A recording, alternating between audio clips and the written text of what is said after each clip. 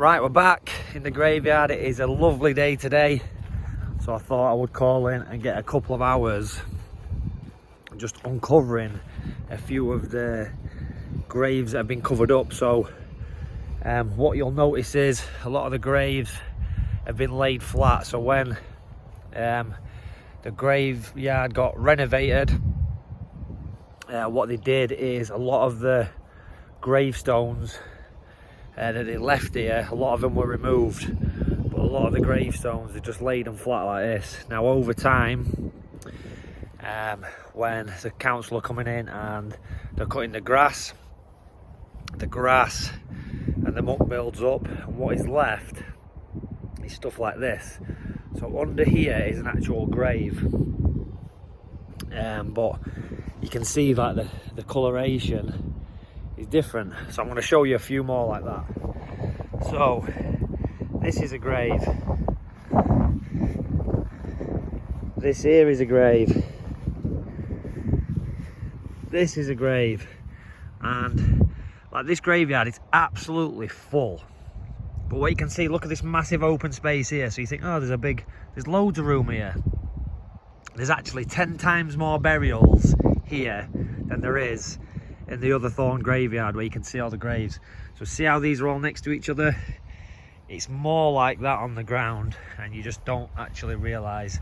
So there is graves everywhere. We're literally walking on graves, but we can see where there's discoloration like this. There's a headstone, there's a headstone there, there's one there, there's one there. So lots of people have messaged me saying, my family's buried in that graveyard, but I can't find the grave. A lot of those graves are going to be these ones that are covered up.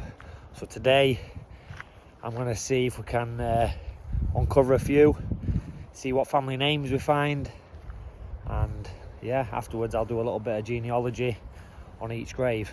But yeah, today let's see if we can uncover 2 or 3 and yeah, see what details we can get off them.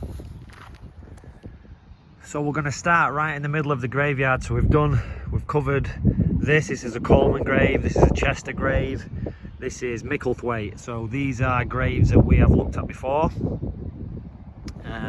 This is a Nicholson grave as well, and I recently uncovered this was fully buried. This is a grave of Robert Nicholson. So I'm going to remove this bit of rubbish first, some cans there. We also uncovered this, which is 3 children. These are all cousins. Right next to them is this. So this looks like an easy one to get started with. So you can clearly see there's a grave here. It's been covered by when the grass has been cut again and again. So let's do this one first. So I've took off the top layer. You can start to see some names coming through now, but it doesn't look in very good shape. This, you can see it got broken off. This is the top where the names are going to be, but it's not looking good. It looks like it's pretty worn, so we'll see what we can get from it. So just brushing this away, and we're starting to get some names and some dates, but as you can see, this is very, very worn. So yeah, we're going to struggle here unless we can get some more information from the top. But yeah, as you can see, the name is very worn there. So now we're starting to get some information. So we've got Jane, the beloved wife of James Ford. We can't really see where she was born.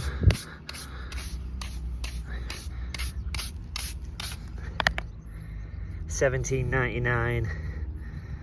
So born, this is possibly a 2. This is January 1799. Died 19th, that looks like June 1880 possibly. So yeah, Also, this looks like James Ford. So is this the husband as well? Or is this the child? This could be the child. So yeah, let's uncover this fully and yeah, see what else we can find.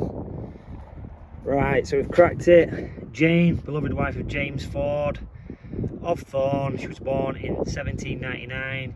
She died in 1880 something, possibly 1880.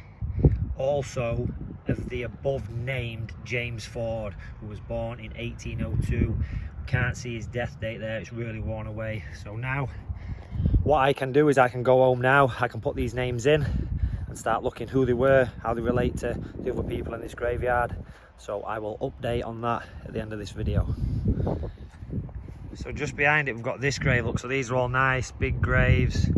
This needs tidying up, but we've got this all collapsed. So that's something I'd like to do, is let's get this, let's put it nice and straight, and let's just tidy that up, and do you know what I mean, just make it a little bit more respectful for the people buried there. I haven't looked at this family, who these are, so that's maybe something I'll look at as well. But yeah, it's a shame that it's ended up in this state, but that's something I want to sort out. So that's one down. I'm going to try and do another. So a few steps away from that, we've got this. See how it's discoloured? We've got a big weed growing in the middle of it. So let's see if we can find something under here. Again, we'll try and get some information off it. Go from there. So straight away, I've pulled all this off. It's super thick, about 2 inches thick. You can see straight away we're getting some names coming through. So it looks like we've got the end of Joseph there. Joseph Mason of Thorne, it looks like. So yeah, let's get the rest of this cleaned up. Right, so that is that one pretty much done. So you can see the weed was coming through this big crack, so it's actually cracked and the weeds were growing up through there. But yeah, we can see this is Joseph Mason of Thorne. He was born in January 1837 and he died in July 1876. So yeah, that's another person that we can look into. So the thing is with these gravestones that are on the ground, when this grass gets cut, these are just going to get buried and buried. So I would really love to reset some of these and get them standing again. The problem is, the reason why the graveyard is, a lot of the stones are missing and stuff, because a lot of them were broken like this. So they've laid a broken one down, or maybe it's been laid and it's broken after that. But obviously we couldn't stand this one up even if we wanted to. But another one uncovered there. Let's try and get one more. So that's that one done. Looking around, we've got a large one here. You can just see all the discoloured grass. So we've got more graves. There's a little small one here though. So these two we've already done. So I'm thinking let's do this one. Let's check it out. So this one is the thickest one I've done so far. Super thick. Look how deep that is. I did get a little glimpse of some letters.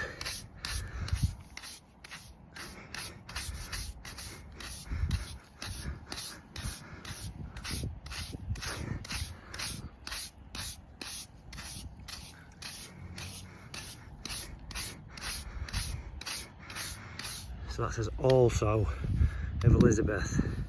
So we need to go further up there. So the bit that was discoloured was only the middle part. What you can see, there's some like 3D letters there. Nice worm. Definitely need some gloves next time. Right, so unfortunately this is only a partial grave, so it's snapped off there. That's why there was only a small imprint. So yeah, the top is missing, and unfortunately it's right on the first name of this guy. So we can see that his surname was Sanderson, and the last letter of his first name was an M, and it looks like an A. So I would guess, if I had to guess, his name would be Adam. So of Thorne, he died April 26, 1887, age 65 years. He was sexton of the church for, I believe that's 28 years. As you can see, these like metal inlays that have started to come out. Also Elizabeth, his wife, who died May 19th, 1908, age 84 years. So at least from them date of births, I can work this back. Let's see if this guy is Adam Sanderson. So I've got a nice sweat on now. So that's 3 graves uncovered. That's it for today. I've got to pick my little lad up from school now, and then I am going to quickly jump on my laptop and see if we can find a little bit of information about these people. But you can see what I'm doing here. You can see that a lot of the graves are covered. I mean, 90% of the graves near I'm actually missing. So, and 2 of the graves we uncovered there were broken. So you can see the problem.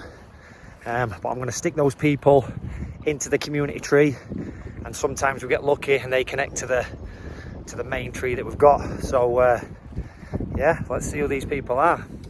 Right, so I've got back, I've done a couple of hours on this. So this is the Thorne and Moorends community tree. So some of you have access to this. So I've put James Ford in here, and I found that his wife's maiden name was Bland, Jane Bland.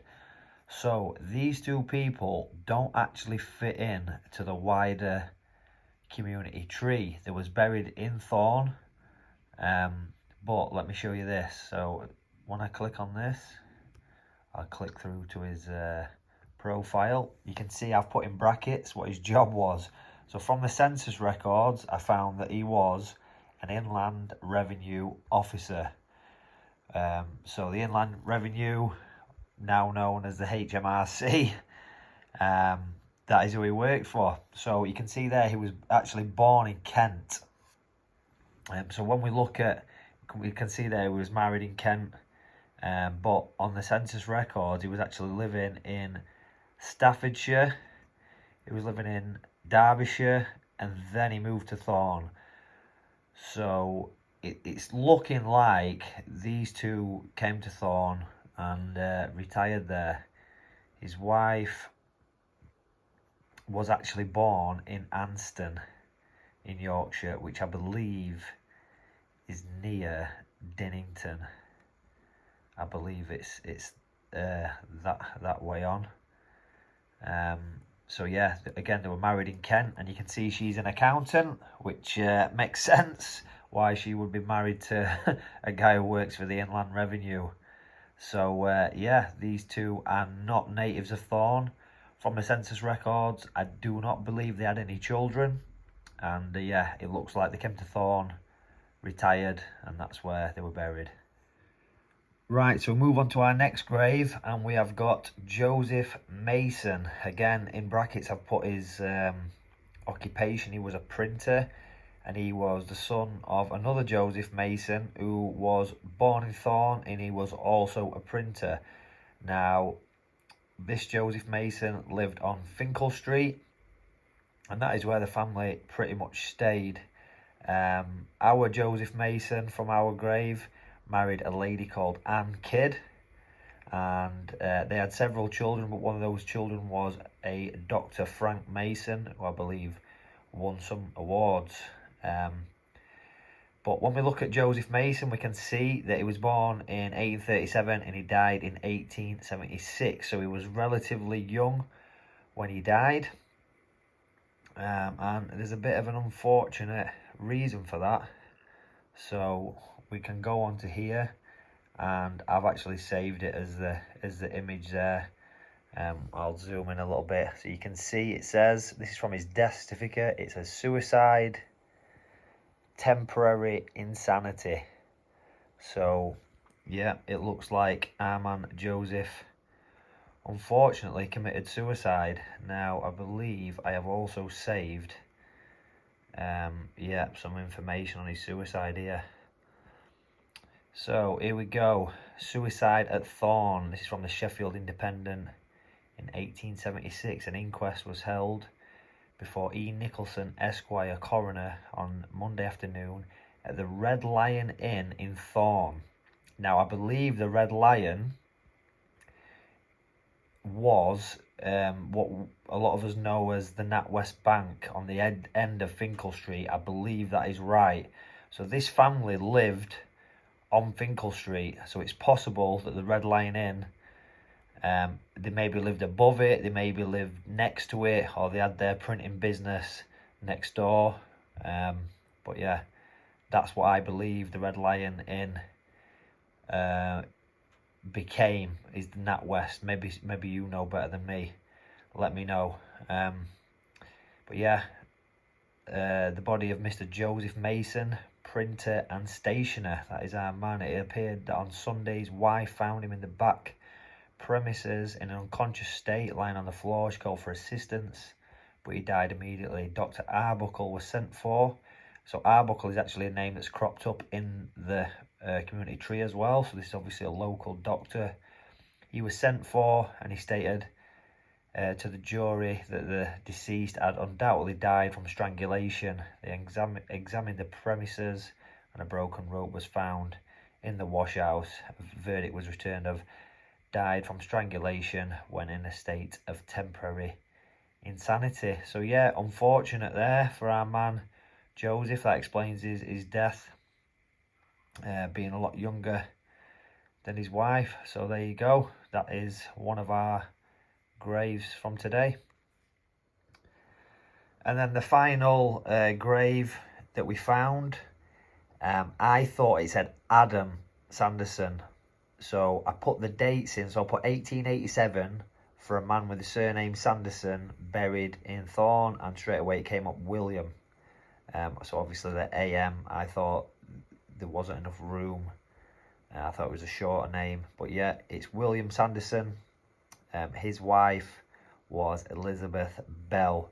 So I've seen some other people who have tried to research this guy, and they've got Elizabeth with a different surname. But I found birth records for most of these children, and all of them point to their mother's maiden name as being Bell. So I'm pretty sure this is correct. William was the son of Henry Sanderson and Mary Hill. They were both from Thorne as well, I believe. And like I say, he had lots of children. Some children here, and he was, as it said on his grave, he was the sexton of the church, and he was also the local blacksmith. He lived on Church Lane. Now, there's no Church Lane in Thorne anymore, but that possibly refers to Church Street, or possibly a lane that came off the side of Church Street. Later, he is down as living on Stonegate, which is the street that comes directly off of Church Street. So that makes sense. And yeah, the sexton of the church, so he would have done repairs on the church, and he would have done stuff in the graveyard, like digging graves, repairing graves, which is pretty cool that that's where we finished today, because that's kind of what I'm trying to do. So yeah, that's what a sexton of the church is. So yeah, I've got a bit more to do on this. I can start digging into some of these children, see who they married, see if we can connect to the wider tree. But yeah, that is it for today. I just wanted to give you a little overview of what I'm doing. So we found 3 graves, and we've got them all into our community tree now. These will expand, and maybe we'll get some more connections to other people. So that's it for today. Hope you enjoyed that. If you did, make sure you like, subscribe, leave a comment below, and share it with other people if you think they'd be interested in it, and it just all gets the word out. I'm going to keep doing this with the graves, finding more, and keep adding to that community tree. So yeah, thanks very much. Nice day now, so I'm going to enjoy the rest of the sun.